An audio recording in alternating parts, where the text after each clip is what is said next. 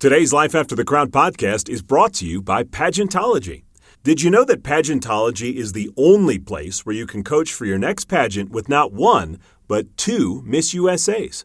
Pageantology coaches Susie Castillo and Shandi Finnessey not only privately coached the last two back-to-back Miss USAs, Sarah Rose Summers and Chesley Christ, but they also had Sarah and Chesley attend their online interview intensive workshops, which helped them to gain the additional knowledge and confidence that they needed to win their state pageants and their Miss USA titles. You too can coach with Pageantology privately or attend one of their upcoming online interview intensive workshops going on throughout the year. For more information, check out Pageantology.com. Hey everyone, it's Miss USA 2004, Shandi Finnessey, and you're listening to Life After the Crown with Tim Tialdo.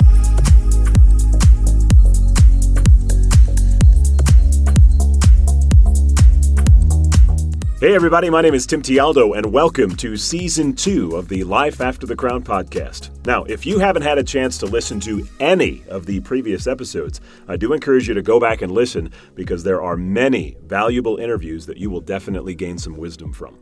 Now, for those of you who are just tuning in for the first time, welcome and thanks for checking us out. Each episode of Life After the Crown, I interview former pageant contestants, title holders, and women of influence who share advice and stories on how to help you succeed in the world of pageants, but more importantly, how you can flourish in the professional world once your pageant journey comes to an end. As always, I appreciate you taking the time to download this podcast. I do value your time, and I'm glad you're here listening. So let's get started.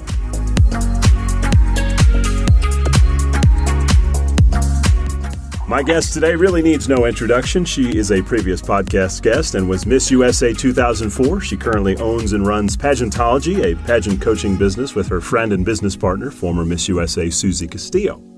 She and I have been friends for nearly 20 years. And when it comes to the topic of discussion for this episode, I couldn't think of anyone better that I wanted to have on because of her firsthand experience, knowledge, and let's just be honest, she certainly isn't afraid to tell it like it is. Shandi Finnessey, thanks for coming on. Great to have you. So you're saying I'm unedited. Hey, 20 years, that's scary. I think I want to say we met in 2001. So, it's not quite 20 years, but yeah, I mean, we're barking on it. So that's insane. Our relationship is the age of a college student. I think I still have a picture from about, around the time we met. I might have to post that if you're okay with that. That's hilarious. Yeah, go ahead. I think I had hair and everything. So, yeah, it could be scary for people. Mm-hmm. Yeah. All right. Well, thank you for having me on. Yeah, no, it's my pleasure, and I'm certainly excited to have you on. The topic surrounding today's episode, if anybody listening kind of looked at the title of it here, we're going to use Shandi's pageant history and experience to kind of surround it and tell the story between, then and now, and the fact that are pageants still relevant? And if they are, where are they headed? Now, I don't expect, Shandi or I to solve the pageant world's problems on this podcast, but we both do have a very unique experience and platform inside the world that I have no doubt should drum up some great discussion. And, by the way, relevance, for those of you who are wondering if you are, is it still cool? Do people still pay attention to it? And so that's really what we're going to talk about. So, Shandi, let's set the scene here. And we're going to base it on your particular pageant history. Now, you competed in both the America and the USA system in the early 2000s. Of course, you won the state title in Missouri for America. You went on to compete at America. Then you went over to the USA system. You win Missouri. You go on to win the USA crown in front of one of the biggest audiences ever for Miss USA, 13 million people. And then you nearly pull off the trifecta. You're runner-up to Jennifer Hawkins of Australia at Miss Universe. As you are still intimately involved in pageantry today as a coach for Pageantology, what is so much different about today's culture from when you competed? Wow. Well, take a deep breath. There's a lot that's the same, but a lot has changed within the pageant system itself. I feel like the outside view of what a pageant is and what a beauty queen is pretty similar. But I think the pageants itself, you can see Miss America now 2.0, like no swimsuits, and they've just changed their image so drastically, especially to where they began in 1921 as a bathing beauty contest in Atlantic City. And then Miss USA, I feel like, is trying to figure out who they are under IMG now that they have the ownership.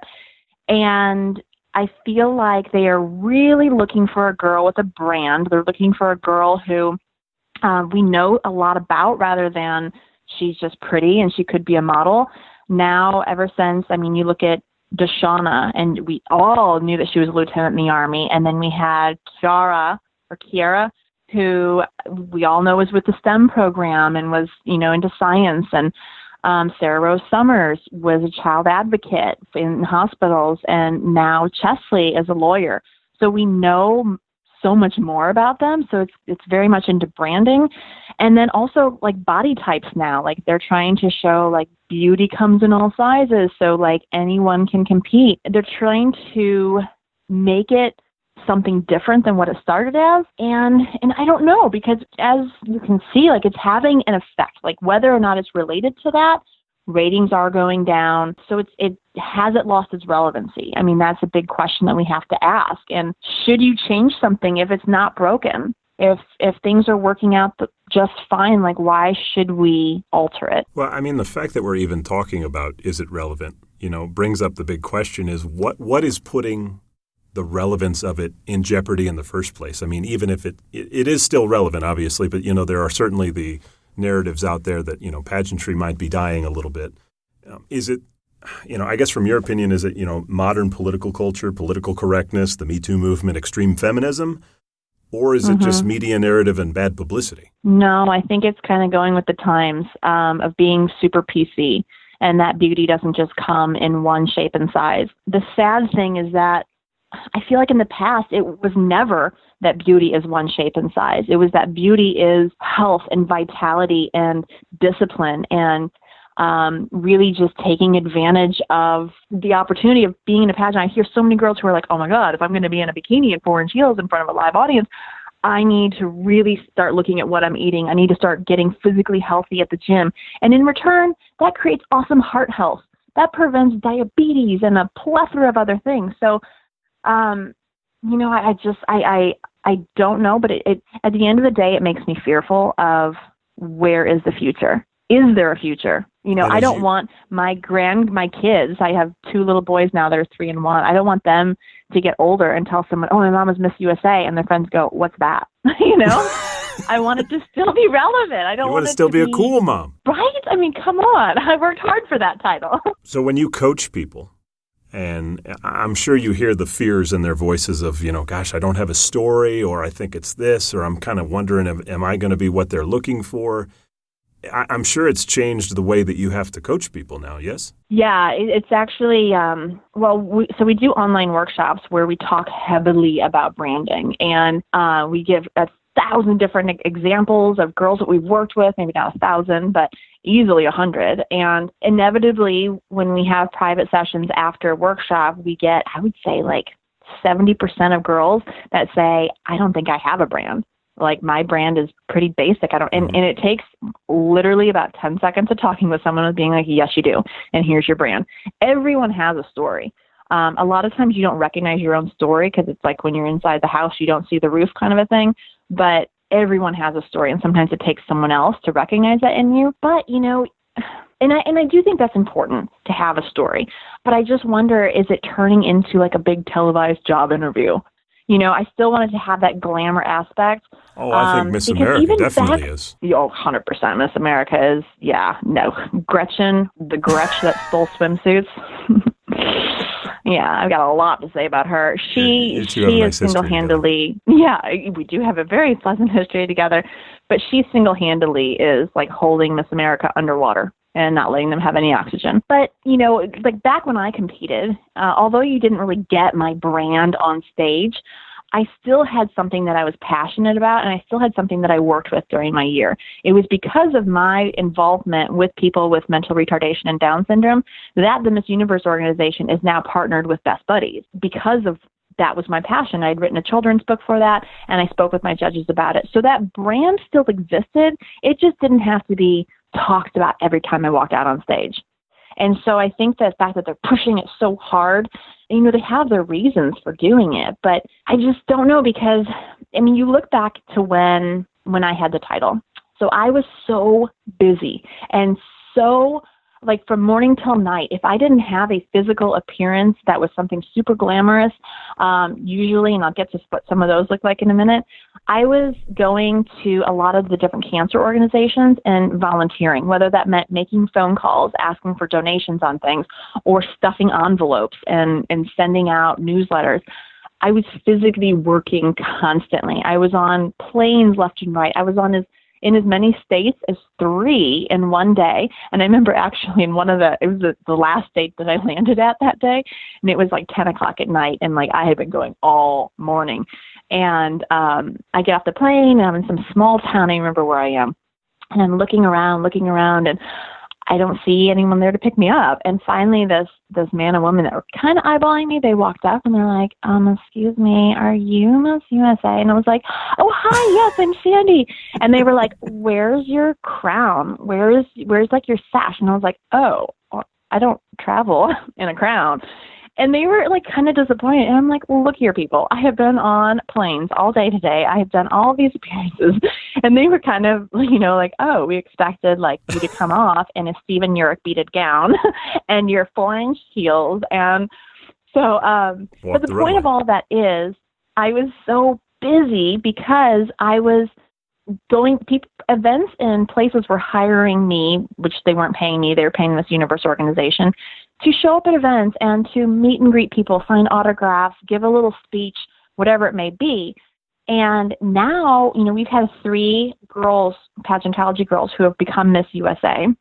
It was Sarah Rose Summers, it was Olivia Jordan, Sarah Rose Summers, and Chesley. And those 3 ladies pretty much all have had a lot of downtime where they're able to take a week vacation and go see family, and they're able to spend time with their boyfriends. And it shocks us of, why do you have all this downtime? And so I don't think it's because MUO isn't pushing them. Maybe it is, but I feel like maybe they don't seem as relevant to the world where they're not being hired on all of these events and going on all of these things. Now, not saying that maybe times have changed, but I also was from the era of Trump. So love him or hate him, he was great at pageantry because this is a man who loves beauty and beautiful things. And I mean, I've been in his apartment and he has everything is coated in gold. I don't know if they sell like gold paint at Home Depot. But like, I think he probably had it melted down and physically like put on his wall. Probably. It was like you were being inside. I've never been to the Taj Mahal, but I imagine that's what it was like. It was just shiny. Everything was shiny and made out of gold. And so this man, and he's super showy, and he made sure that he put on this performance in this pageant that, we had Fadil take our pictures, and we had these amazing glamour shots, and everything was super glamorized. And so people and corporations and businesses wanted to hire us for things. And I mean, some of the fancy like celebrity status stuff I got to do, I attended P. Diddy's white birthday party, which, I was brushing the shoulders of like every big name celebrity you can imagine. I was in total awe. And then I was in Thailand and got to hang out with the Princess of Thailand and had to physically crawl on my knees up to her holding a gift. That's apparently how you approach the Princess of Thailand. But all these amazing things that I don't see the current Miss USA's doing. And IMG has access, but they're not doing it. So I don't know. I just feel like something has changed, something has shifted, and I don't know if it's internally of them looking for something different and forcing this brand on people and not just going for the wow factor. I just don't know. But I don't want it to go away. Well, and I think it is. And I think you actually just gave a great example where you juxtaposed one versus the other. So there's Trump and there's IMG. Both have access to celebrity status, if you will, just the world of celebrity. Trump used it to benefit you. I mean, he took you literally at times on his arm to events, did he not? Yeah. Oh, we went to many, many events. And IMG has a roster a mile long of A-list celebrities that they could certainly pair Chesley up with at this point and say, hey, why don't you go hang with T-Pain or whatever and just do things and be seen. And, usually those, as it happened for you, photos would end up on the cover of Page 6 in New York and, the big magazines that everybody pays attention to. And it made you kind of, Kardashian-like celebrity status where you're hanging with the bigwigs. And as a result, by association, you're a star. You're absolutely right. And, Maybe it's that IMG, since they are actually dealing with like legit celebrities every day, maybe they don't view a beauty queen, quote unquote beauty queen, as a celebrity. So all they're looking for is the ratings. But see, I think, so I'm not a fan of Donald Trump, but I do have to say that he was smart in the sense that he didn't just see, I'm going to promote this girl. He saw that by promoting this girl, I'm promoting my pageant in the future. Because now that everyone's seeing her, like you said, on page 6 or in these gossip magazines and things like that, like, oh, look who hit up this party and look who, is on the arm of this person. And it then made the next year more people wanted to tune in. And so many of our clients that I work with, which actually kind of dates me too, makes me feel really old, but they're like, I was a little girl and I saw your pageant for the first time and I watched you win. And it was because of you that I then got into pageantry. And so that inspired them. And, although I do have to say on the positive for where it is now, there's a lot of people who are like, we're training a lot of women who are doctors and lawyers and veterinarians. And they're like, I never thought I wanted to be in a pageant, but I'm seeing who currently just won and I can do that. So there is a positive that way that I'm seeing, but I do still think they're relevant. So I think maybe to the world, they're not relevant because you don't really see much of Miss USA now or hear much of Miss USA, Miss Teen USA. You don't hear anything about. In Miss Universe, you don't hear much of it in the United States. Outside the country, you do. And so maybe to the world, it's not relevant, but to the girls who are competing, it's incredibly relevant because not only, like, if you win, you are somehow making a difference, or at the very least, like I did, you're inspiring younger girls to follow in your footsteps, or you're inspiring them to, like Kiara, I always say her name wrong. I've yet to have her on. I want to ask her because I don't know how to pronounce it either. I know. I just call her Kara, but I don't know. But she's inspiring women to or kids of all, boys and girls, to get into STEM programs. And so they are still inspiring people. But more than that, I think it is still relevant because you look at someone like Tara Conner, who was in 2006, I believe. Yeah, and right. She says openly, like, I would not be here today. Pageants saved my life. It was because of being in pageants that her addiction to drugs and alcohol was exposed, led her to rehab, and it physically saved her life. And then on the smaller side, I hear of girls constantly that are bullied in school and treated in a way that they just don't have a self-esteem or they feel really low about themselves. And pageants give them an opportunity where they're around similar girls, they share a similar dream, and it gives them something to look forward to. So I think they are incredibly still relevant to the girls who are competing. I just want them now to be relevant to the world again, to get that celebrity status, to get that glamour role again. Well, but how do we do that? What you just pointed out, everything comes down to one thing that I think Trump did really well and IMG is not doing very well, and that is marketing. I think that's really all it comes down to is, you mentioned, Miss USA was very visible. Mm-hmm. When you were Miss USA, mm-hmm. People literally found you on the street and were like, wait a minute, you're Miss USA. Now, I don't know if Chesley gets that. I mean, I haven't talked to her about it, but I kind of doubt it. I mean, you don't see her on the front pages of magazines that are outside the pageant world. You don't see her on the cover of page 6 or, doing huge interviews or hanging out with celebrities. So in that realm, I think that for a lot of girls was the allure of your title is Shandi was a star. Yeah. You were a superstar. 13 million viewers in NBC. Trump's hanging out with her and she's out with all these celebrities and she's just at a lot of events that are a big deal. And it's like, why wouldn't you want to dream about being that? Of course you would. Mm-hmm. Well, and I think now the difference is that most people don't even see the face of who Miss USA is unless they watch the pageant. Yeah, it's one time a year. The ratings are going down because they're now, whether it helps them or not, I don't know, but I think having a pageant on a Thursday, people are putting their kids to bed and getting up for school the next morning or getting ready for work or whatever it may be, and you have a chance to tune into the pageant. What mostly happens now is people might TiVo it, but then they see who won. They're like, do I really need to watch it? Probably not. And so they're just not really getting, and I said TiVo. People make fun of me for that. Sorry, DVR. You still have one of those, Got myself on that. No, I don't, but I call it TiVoing. TiVoing to me just means recording a show. So you're right, though. People don't have that face recognition with who a Miss USA is. And we saw it first happen with Miss Teen USA when they went off the air, and now people just don't care as much of who Miss Teen USA is. And, we don't really see her doing a lot of events anymore. And when I was Miss USA, like even one of the big gossip magazines, I don't remember which one, came to our apartment and did a whole day of photo shoots of myself, Miss Universe, Miss Teen USA, where we were like making eggs in the morning, but dressed in evening gowns.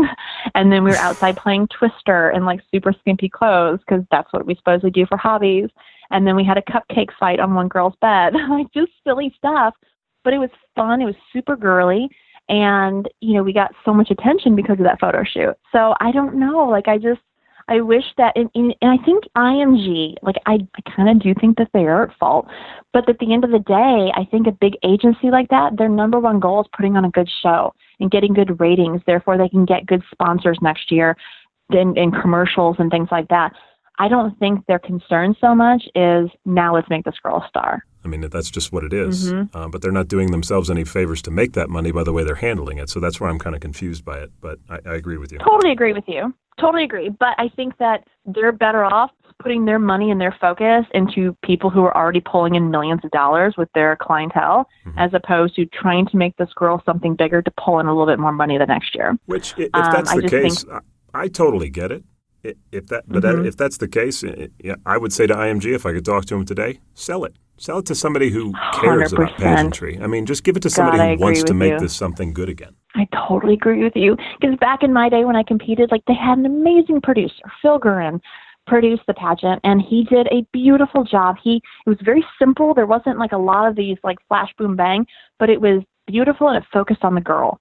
And, you know, people tuned in and were like, oh, I want to see this parade of beautiful girls. There wasn't a good 20-minute section of somebody singing some song that, you know, we could care less about. Like, it was legit about the girls. And I don't know, I'm like, yes, sell it to somebody who's so passionate about pageants or beautiful people or whatever it might be, someone like a Donald Trump, and then bring in an amazing producer who can produce an amazing show. And, you know, and in terms of Miss America, just kick Gretchen out and bring back the swimsuits and, you know, and try to make their talent more relevant. So you're not hearing like Somewhere Over the Rainbow. Who cares about that?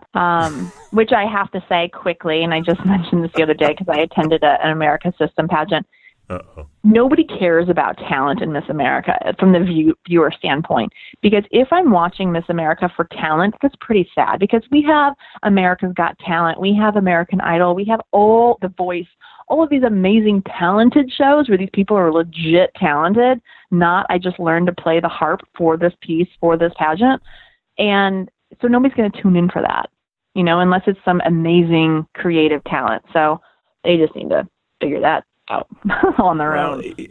That or just keep it strictly for the top five. That was always my viewpoint on it. I understand that, you know, the girls like to perform in front of people, and that's cool, but it should be set for just a few people so the audience isn't like, how many of these do we have to sit through?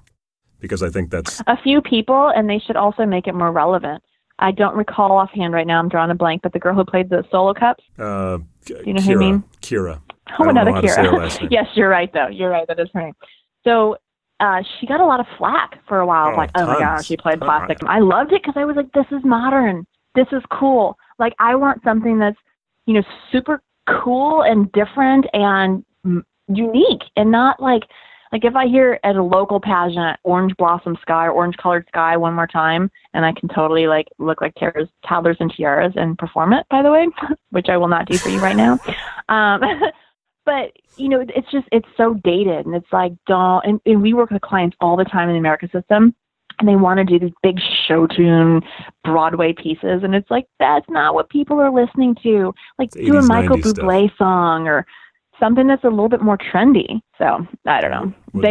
They're in a world of trouble. But in terms of USA, it's very fixable, I think, getting back to its roots. I don't think it needs, you know, it doesn't necessarily need somebody of Trump's wealth. I mean, I don't know the finances of Miss Universe, but I have a feeling it's not worth that much. I mean, maybe a couple $1 million might get it for you. I don't know. I don't think it takes a Donald Trump to buy it anymore.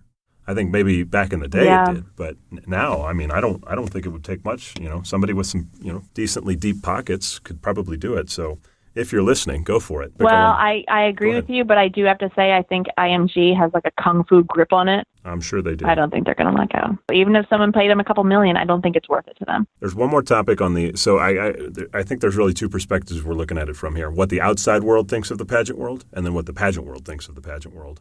And there's one more topic on kind of what the outside world thinks of the pageant world. I think modern pageantry is dominated by what I'll call 3 hot-button marketing terms. They're kind of right out of that liberal political playbook. And today it seems like everybody in pageants can't get an answer out about anything without using one of these 3 terms because they're afraid they either won't be accepted. Who knows? But those 3 words are, and you know them well, empowerment, diversity, and inclusion.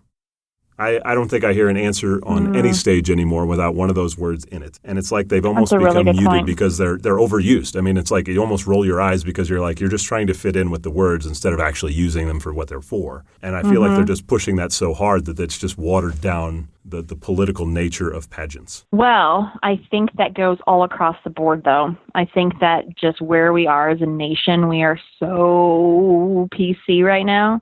And pushing empowerment on all levels and pushing diversity on all levels and pushing inclusion on all levels. I actually made a joke, I think it was yesterday, on Facebook. A friend of mine who runs a local pageant in St. Louis was like, oh, we're giving out another crown, like girls sign up. And I was like, hey, can I sign up? And she was like, oh my God, yes. And I was like, okay, so I know I'm outside the age requirements. However, I identify with a 21-year-old. So that technically goes for a lot now. That's but great. It's true that we've gotten to this place now that it's like, if I identify with being a young girl, you could probably pull it off. Absolutely have that right. Yeah. And so we've gotten into this place of like, we just love, like nobody can have an opinion on anything. We just have to be so open and accepting on everything. And I personally believe the pendulum has swung too far, and at some point it'll neutralize because I'm afraid if it keeps swinging, what's going to happen. But yes, it's interesting. It's very interesting. And I don't know, like on some ways it's really awesome to look at, and other ways it's just kind of like, really, people? Because on the awesome side, a couple of years ago in California, there was a girl who competed for California USA who was legit, like legally blind. She came out on stage with a walking stick. And it was like, wow, like I can't imagine how she feels to be in that position. It was just really amazing to witness it. And then I don't know what state, I feel like it was one of the southern states this last year, a girl competed in a wheelchair. Have you heard of that? It was my state. It was North Carolina. I know her well. So I thought that was pretty cool that like here's this girl who's like, and I remember years ago I judged in California, and this was back when they had like 300 girls competing for Miss, and a girl came into the interview room, and physically she was not at all back then of what we would look for. She was about like 4'5". She was itty bitty, very overweight. She had all of the like base part of her head shaved, and she had those big things in that stretch her earlobes out. I don't know what they're called. They look terrible, and apparently they smell really funny too. And then she had a nose ring, not like the cute little stud in the side, but I'm talking like a big gold ring, like in her septum, like right between her, like a bowl. And so physically not, what you'd imagine, but she was like, look, and I don't remember, I'm going to paraphrase what she said, but something like, I know that I'm not the type to compete here, but I used to be so judgmental of these girls, and I wanted to go step outside my box and try this, and these girls are amazing. And the interview, it was only 2 minutes that year, or it was a minute and a half for every girl, super short. She was so engaging, and I was so just in awe over her of like, wow, like, that you're not going to win, that you're not necessarily the type, but how awesome that you're not coming into it like, no, I deserve as much of a chance as everybody. Like, she came into it just from this really authentic place, and I was so proud of her for putting herself in a place where maybe she is like, one of these things doesn't belong here. I was really proud of her for that. That's an old Sesame Street reference back in the day. So, and in that sense, it's really cool to now make it okay for people who don't necessarily fit the mold to go for it and try for it. But yeah, I do feel like it's so much of like, we are here to empower. And I think it was last year at Miss USA, they just kept talking about like sisterhood. And it's like, that's a no-brainer. Like, there is an amazing sisterhood that exists in this pageant, but we don't need to keep, sometimes it's like the man who's like, I have so much money. You say it because you don't, and it's like, so I was like, you don't have to keep telling us about sisterhood because that exists and that's legit and we can see it, and I just don't know Yeah, I agree with you that sometimes pushing things too far, empowerment, diversity, inclusion, and shoving it down people's throats, that it does become a little watered then. Well, and you mentioned the pendulum swing. I got to believe there's a correction coming, and I truly think it's going to probably focus around this next election cycle, probably late next year. I think the pot is boiling on both sides so far that it's eventually going to spill over, and we're gonna see a correction happen. Who knows? But yeah, you put it in good terms there, and I think it is important that a lot of people are able to compete, and even if they don't feel like they can win, that they're welcome. And I don't think that's ever been an issue. It's just now that, and I had a podcast last week with Betty Cantrell, or Betty Maxwell now, and she had mentioned, and I thought this was a really good analogy. She said they are trying to make Miss America easier. She said if you went to the Olympics, would you make the Olympic trials easier for people so more people could compete? No, you want the best in the world, so you got to do the work. You still got to be really good. That's a good point. But I was like, that's a fantastic analogy, and I think she's right. Really I think they are. They just want everybody to come in so the numbers grow. And what's happening? Yeah. The numbers are shrinking because they're trying to please everybody. Yeah, because you know what? I feel like when you have the elite crop, then girls are like, oh my God, I want to be her. I want to be her, and if I compete and win, then I am her. Even if they don't physically ever look like that person or sound like that person or emulate that person anyway, they feel like if I at least give it a shot and they think I am. But that's such a good point, because if the Olympics, then hello, like how about we have a couch potato Olympics, and I will enter that, and who can sit on the couch the best and eat chips and watch TV, like lower the standards that much. But I also have to say something that I've always had a problem with that is incredibly controversial is when MUO opened it up to transgender. My problem with that is, and I agree, I love that, people who are legally blind are feeling like they can compete, and people in a wheelchair feel like they can compete. And I had an amputee, I think I've seen two different states who had amputees compete. So I love that. But with transgender, there is a pageant system for people who are transgender. I used to judge the Miss Continental pageant, it was actually drag queens though, but it was like specifically drag queens that are over 6 feet tall and over 200 pounds. So it was like, it was very specific, and it was an amazing show to watch. But there is pageantry for transgender people. And every transgender person that I know, I feel like it's an unfair competition, because oftentimes, like, they are so augmented through plastic surgery or whatever it may be, that they are in a different category than like an average girl from the Midwest or something that, that has to physically, like, I just feel like it's a different, you're comparing apples and oranges. And I don't know if that is fair. And now we did, though, have Miss Spain, who was transgender, compete. I think it was last year or the year before. Yeah, last year, Miss Universe. And I totally thought she was going to win. So I was really surprised to see that she didn't. I don't think she played. Yeah, she didn't even place. I was surprised by that. But then they did give her like a whole segment to herself where she got to kind of give a shout out to her transgender community. But I don't know. I just kind of also feel like it should just be what it used to be. And it's just like, look, it's women. Same reason of like, they don't allow people who've had babies compete. They don't allow people who have been married to compete. Like, why not change all that then? Look, the transgender thing is a great example, and it's something that nobody wants to talk about. Nobody wants to say anything about it. I'll say it. Most people don't want that stuff shoved down their throat. Maybe it doesn't agree with their values. Maybe it's just not something that they're into, but they don't want it shoved down their throat when they turn on the telecast every year. And the last couple of years, whether it's your political beliefs or whether it's, transgender is a good example, things like that are thrown down their throat. And it's like, if you don't believe in this, you don't belong here. And it's like, well, okay, then I'm not going to compete. And I think that's what you're seeing. I think a lot of people silently behind the scenes are just saying, fine, if that's what you want to do, I'm not going to compete. And the numbers are way down. I'm not saying it's all about those specific things. But, the lead-up videos, I was talking to this a couple of weeks ago with Ebony Williams, those the hometown videos that they do before the pageant. Some people, let's just be honest, they're not into the LGBT movement. And if that doesn't agree with their values and Miss Universe is asking them to push that stuff and they're not comfortable with it, that presents a real problem all across the country for a lot of girls. And it's a challenge. And I think another big thing is it's like, okay, so let's say that you compete in your state pageant and you win. That's a huge accomplishment. But now let's say you get to go to nationals.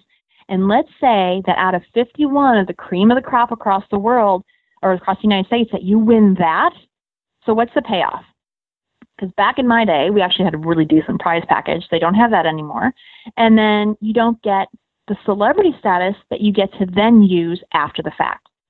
So Susie Castillo, who is the Miss USA before me, because of being Miss USA, she got an amazing agent. She became a VJ on MTV. So she had a very successful career in the entertainment industry. Soon after I won, I got an amazing agent, moved to Los Angeles, worked in the entertainment industry, got to be on Dancing with the Stars, had this celebrity status. So anyone watching is like, oh my gosh, the end goal was to be Miss USA, and then look at this big reward I get.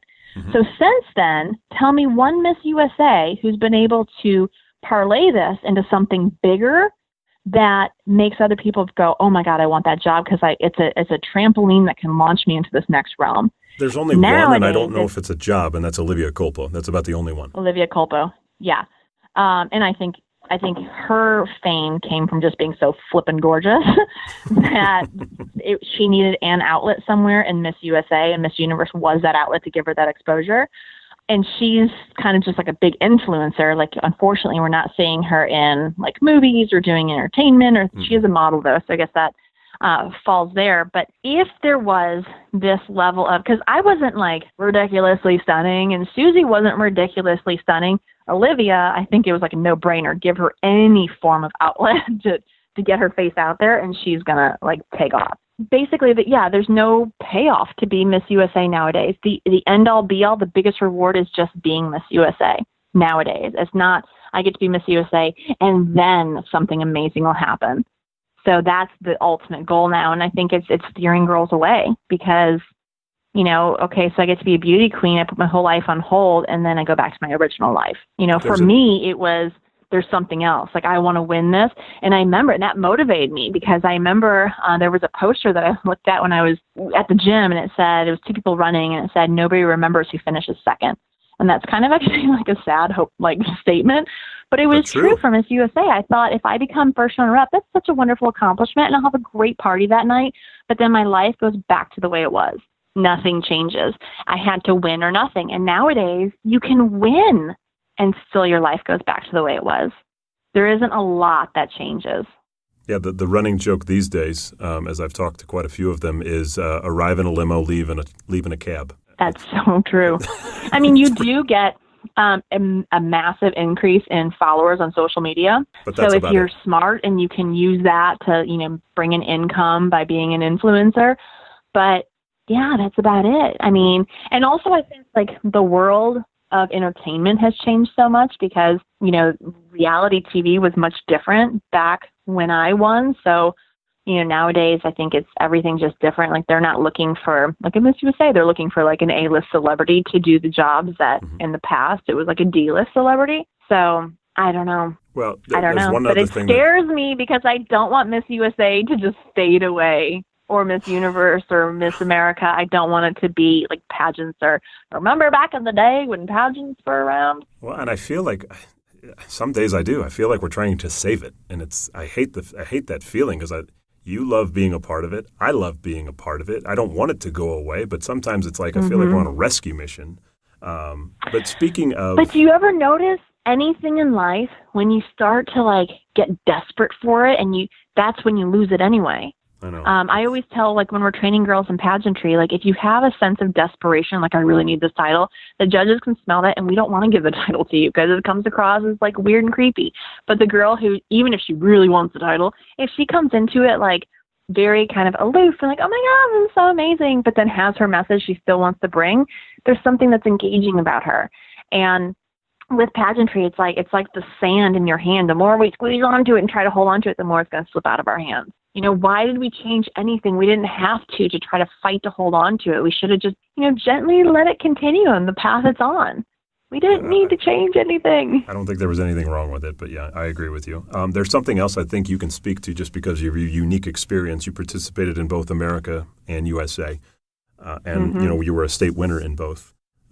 During my podcast last week, Betty specifically told me, I said, what would you do differently if you competed today? She said, I would compete in Miss USA. I wouldn't compete in Miss America. And I think, you know, that blew a lot of people up. They were like, wow, she actually said it. And I got tons of messages privately on Instagram from girls that would say basically this: I want to do the same thing, but my America state director basically says to me, go compete in USA.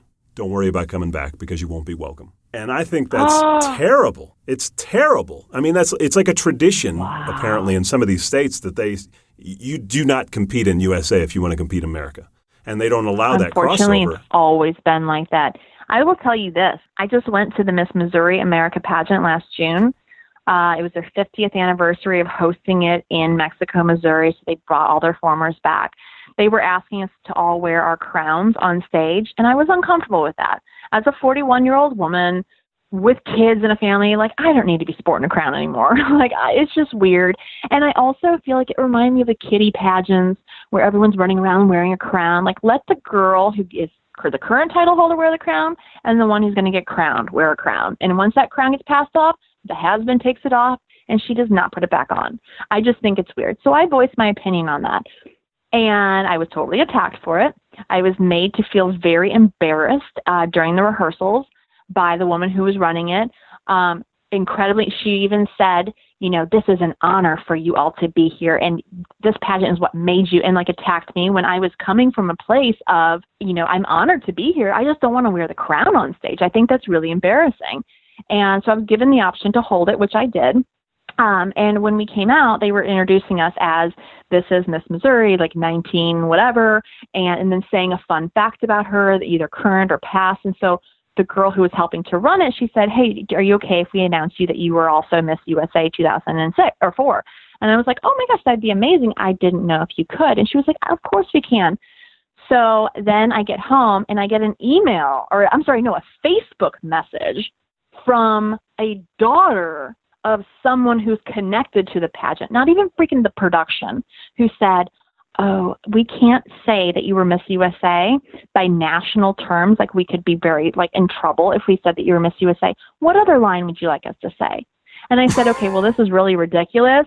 First of all, why are you contacting me? How about somebody in production have the balls to pick up the phone to talk to me themselves? But regardless, besides that, I said, then don't introduce me as anything. Because this is what's ridiculous, is that Miss America and Miss USA, the lines are now blurred where they are doing interviews together. They're going on interviews together. They're being in magazines together. It's no longer this big division. It is now a true sisterhood. And they were adamant that they could not introduce me as that. So they said something else ridiculous when I was on stage. And after that, I told the people that were around me, I will never come back to this pageant. I will never step foot on this stage again. The fact that they can't say that, if anything, it would show girls, wow, whatever she learned in this pageant system, she applied to Miss USA, and that allowed her to win it. But they are so against anything with USA and so hateful toward it that it just left such a sour taste in my mouth that I will never step foot on that stage again. Ever. I think they're scared of it. I don't know what else to think. If you get back to the roots of it, they're probably threatened because they were the OG of pageantry. And then in 1956, Miss USA broke off and did its own thing.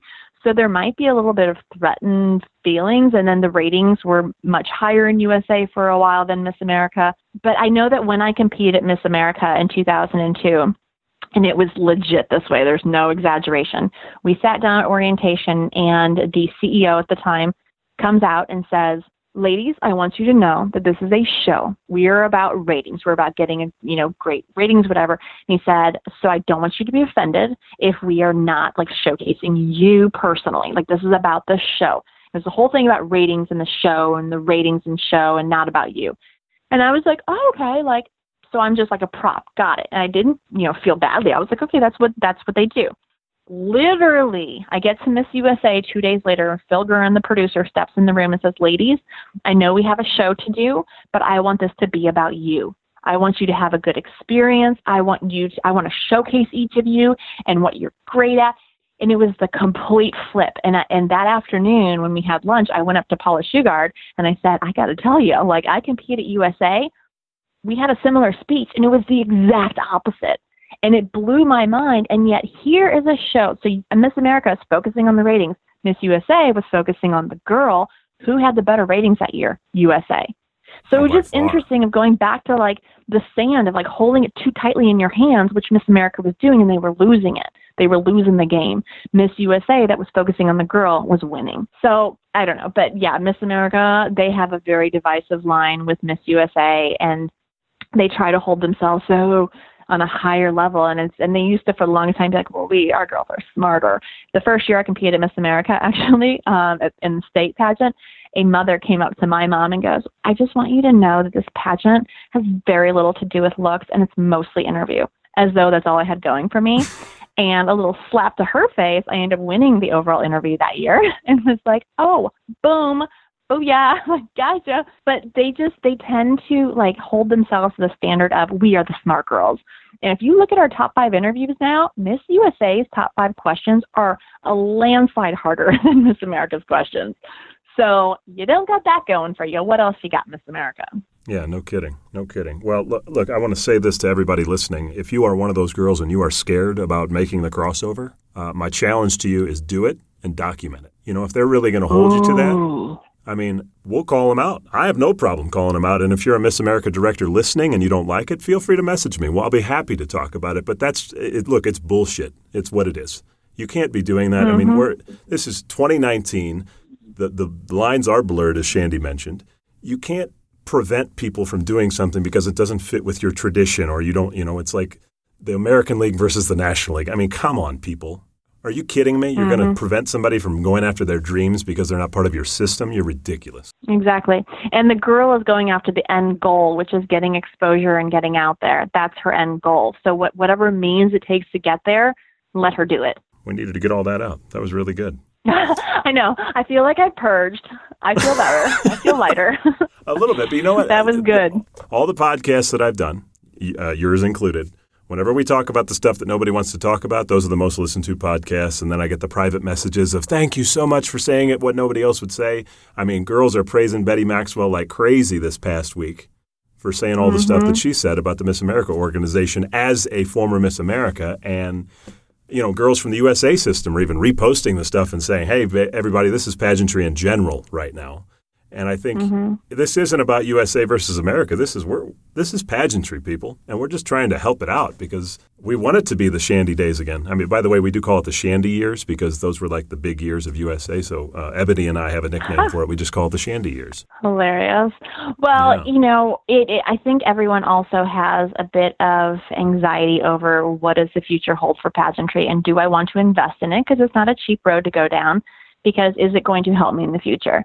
And so rather than seeing the elephant in the room and not talking about it, we were able to call it out for what it is, and express those fears that everyone else is probably feeling.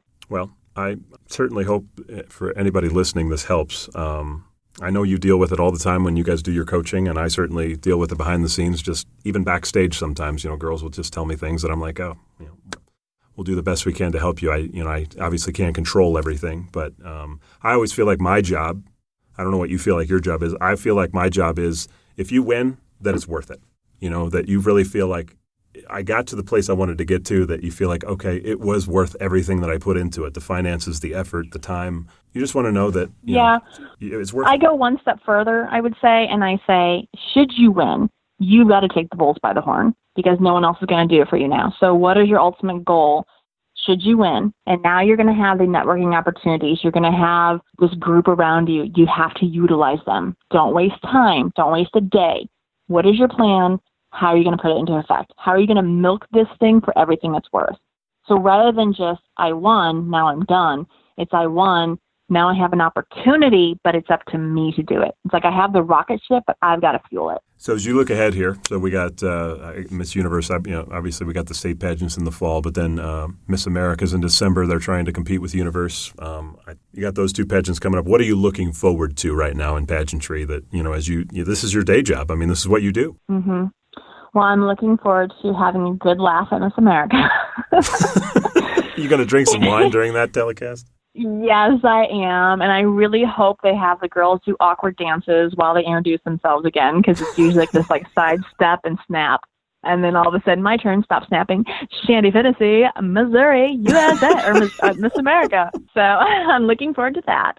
But I'm looking forward to seeing, I feel like they continue to try to find, like, it's like a little key. They keep slightly turning it, trying to figure out where they fit. And I'm excited to see that. I think the production level of Miss USA and Miss Universe has been brought up really high. Oh, yeah. It's beautiful to watch now, like this long runway stage. I'm like, oh my God, I'd give anything to walk on that. It's a beautiful production. So I think, keep on with that. But I want to see, ideally, like in a perfect world with a magic wand, I want to now see the girl who wins, like, get out there. I want to see her, like, when I turn on whatever those gossip shows are that I have no time to watch because I have kids. What is it, with Steve Harvey? Oh, yes, thank you. I was like, the 14 mile, like, what is it called? Because it's the zone they're in. But yes. The TMZ, I want to see her on there, like leaving a restaurant and, oh my gosh, like talking to her for a minute. Like I want to see her in the media. I want to see her as a celebrity again. I think the pageant world needs a good reality show these days. I think it would help just draw attention to it, if nothing else. Well, the only problem is I feel like reality right now is so scripted and they are intentionally adding drama that's unnecessary. And I think that it could tarnish a bit. The added fake drama could tarnish the image of it. That's true. That is maybe. true. Maybe I not. guess it just depends on what network you're on. I mean, if you're on like a Bravo, it would probably be pretty ridiculous. Yeah. But if you could just go on like Netflix, like they have their own great shows now. Like if they could do a show on that and just let it all play out and see day-to-day life. I mean, I had some crazy times. Like if they would have filled my year, for example, just a real quick crazy story. There was some man that somehow I met in New York because it was raining or snowing and I was waiting for a cab and he caught one. And was like, here, I'll give it to you. And I was like, oh my God, that's amazing. And somehow he found out that the building I came out of, and therefore I must be Miss USA because that's where they're.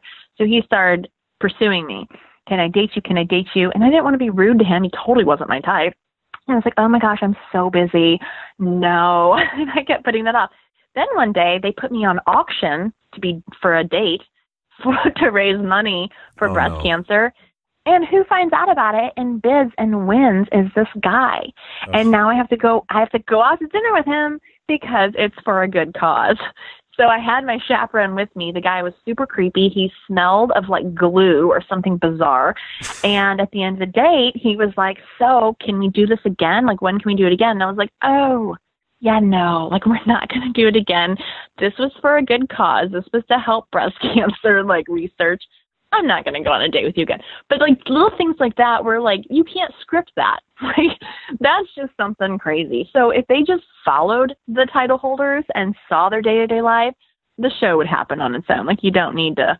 And maybe, that would bring some more attention to the pageantry and perhaps more glamour, more of the celebrity life. That would in turn bring more money and therefore better all around.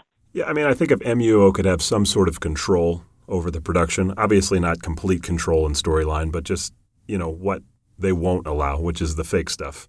I think it could be a really good program. I do. Yeah. From your ears or your lips to God's ears. I'll be praying for that one. Well, hey, thank you for doing all this. My gosh, this was, I knew it would be a good conversation. I had no idea where we would go with it, but I think we certainly got anything that I still wanted to get out on the table out and, certainly with somebody with some credibility. So I appreciate you. You know that. For sure. And Tim, with you, someone could be like, can you guys talk about the color blue? And we could make a show out of it. We probably could. We certainly could. We like talking. I know you got kids to tend to and a family, so thank you so much for the time, and we'll definitely catch up here soon. Of course. Thank you so much for having me on. Thanks for listening to today's episode, everybody, and to Shandi Finnessey for her time. Now, if you want to follow Shandi, she's on Instagram at Shandi Finnessey, or you can hire her as a coach through her business website, pageantology.com. Hope you enjoyed the podcast. If you wouldn't mind, please subscribe. You can do so on Spotify, iTunes, the podcast app, Google Play, and YouTube. Or you can just go to lifeafterthecrown.com. And for weekly podcast updates, follow me on Instagram at Tim Tialdo. Until next time, remember the words of Romans 8, verses 7 and 8. Focusing on yourself is the opposite of focusing on God. Anyone completely absorbed in themselves ignores God and ends up thinking more about themselves than God. That person ignores who God is and what he is doing, and God isn't pleased with being ignored. Talk to you next week, everybody.